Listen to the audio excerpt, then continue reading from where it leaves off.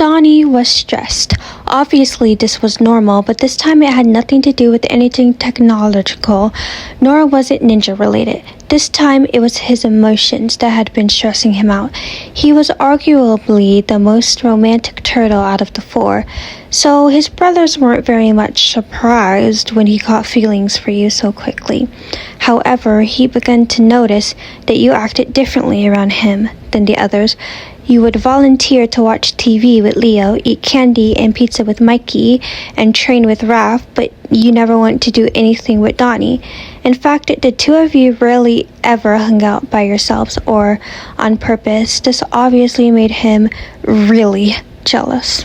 Particularly this day when Donnie needed help in the lab, he heard you enter the lair and he popped out to see you.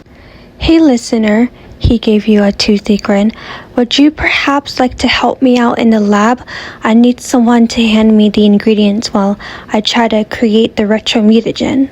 You nodded, a blush forming on your cheeks as you silently followed him into his lab. He was smiling ear to ear, excited that he'd finally spend some time with you. He sat down in a chair next to his, looking in amazement at all of the objects on the table. His work had fascinated you a lot, and you wondered how he had gotten to be so incredibly intelligent. "All right, all I need is for you to hand me those things in front of you when I ask you to," he said. "Okay," you responded shyly. He began working, his head bent down as he concentrated. "You know," he began, "I'm glad it's you rather than Mikey. I can't trust him with anything in my lab." You nodded.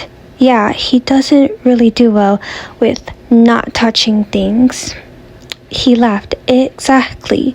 Hey, can you hand me that beaker right there?"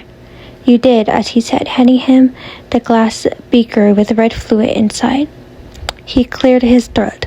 "Thanks for helping me, you know. It's nice spending time with you." Your heart skipped a beat. "It's no problem. I feel like we hardly spend any time together, though. You're always with my brothers," he admitted, his tone sorrowful. You felt a large pit of guilt in your stomach at his words, noticing how sad he sounded. "Donnie, I'm sorry." "Do you hate me?" he interrupted, turning away from his experiment in front of him to face you. You furrowed your eyebrows. "Of course not." He furrowed his own eyebrows as well. "Then how come you have no problem being talkative with my brothers and hanging out with them, but when it comes to me, you never want to spend time or even talk to me?" "Because I like you." You raised your voice for nearly the first time with him, causing him to jump a little. His facial features softened. "You like me?" You nodded aggressively, feeling your cheeks heat up as you realized what you just said. "I like you too, listener." Your stomach swirled with butterflies. He had liked you this entire time, which meant that you'd practically been hiding from him for no reason at all. After that, you two made sure to spend plenty of time with each other.